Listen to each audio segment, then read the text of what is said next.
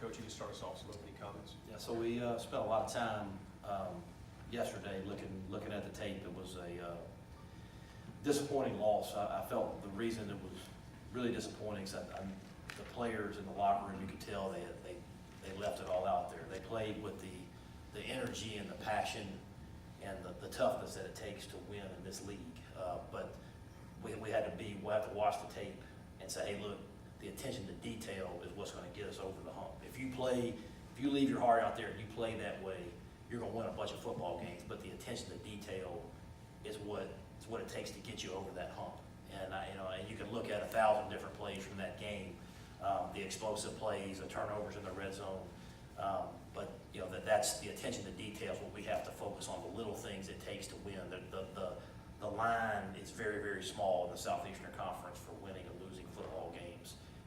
But if they continue to play that way, we will get over the hump. So, but pleased with the effort. I thought the O-line played their best game by far. They played very, very physical. Scotty ran really, really hard. I liked our red zone plan. We did a lot of things there. I thought Coach Longwell did a nice job there. Defensively, stopped the run. I think we were right at 60 or 70 yards when they broke the big one. So they had done a nice job of stopping the run. They bowed their neck on the 4th and 1. So there are some things to pull from. It's just the explosive plays we have to eliminate if you want to win big games in the Southeastern Conference. Injuries, it was a very physical game for both sides of the ball with injuries, but there wasn't anything major for us. A lot of bumps and bruises.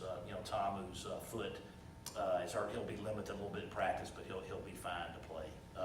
And then Braylon Sanders with his ankle will also be limited. It'll probably be a game time decision. But other than that, nothing major. Moving on to A&M. Been there a couple times now. Very, very tough place to play from a crowd noise standpoint. We'll have to manage that. Very, very physical on defense. Very tough to run against. I believe they held Auburn at 19 yards rushing. But we'll have to find a way to get the run game going where it's not all on Jordan and the receivers. We've got to find a way to run the football. And then offensively, they're very, very balanced. Do a nice job of mixing personnels, mixing the run and the pass. Their play actions are very, very good. Jimbo's always been really good at mixing those things up. They're really good at time of possession too. So keeping the ball away from our offense. So again, very, very tough challenge on the road, but one that we're excited about and looking forward to the challenge. All right, questions? Bring the microphone to you. Hey, Matt, can you comment about the relief of the recruiting sanctions? I don't think you've said anything about that yet. No, it's a. We had prepared this whole season for the bowl. We were realistic and realized we said, we have 17 days left. That's the way we're preparing. But to get that victory on recruiting is huge. Because as a head coach, you're looking at the big picture and moving forward and being able to recruit guys like Scotty Phillips and Matt Corral and all that moving forward. Now, you're not recruiting one hand behind your back anymore. You can go out and recruit.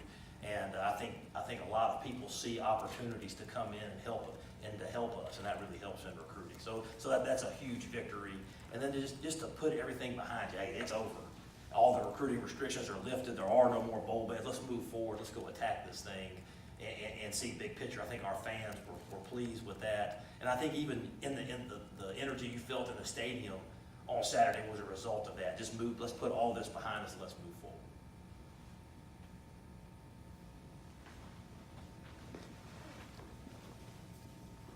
Matt, you touched on some of this a little bit after the game about players leaving it all on the field and whatnot. I know you hadn't been around them a lot since then, but what type of vibe did you get, and how do you feel this team responds after that kind of game? You know what, I think, that's the way you're supposed to feel after a loss. It's supposed to hurt.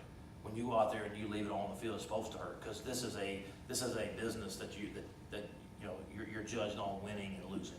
And for us to go out there and win, the effort and the passion was there. Now it's the attention to detail that gets us over the hump. And I think those guys, they understand that. They're not happy about losing, and they're hurt. But if you want to win games in this league, the attention to detail has to be there. We can't give up explosive plays. We can't turn the ball over in the red zone. We got to do the little things it takes to win games in this league. You guys more recently have had more success on the road in SEC games than at home. Is there a trend that you see there? Is there something you identify that makes this team look better on the road? Not really. I think you go out there, each game is separate and you attack it that way, but we have had some success on the road, and I hope it continues this week.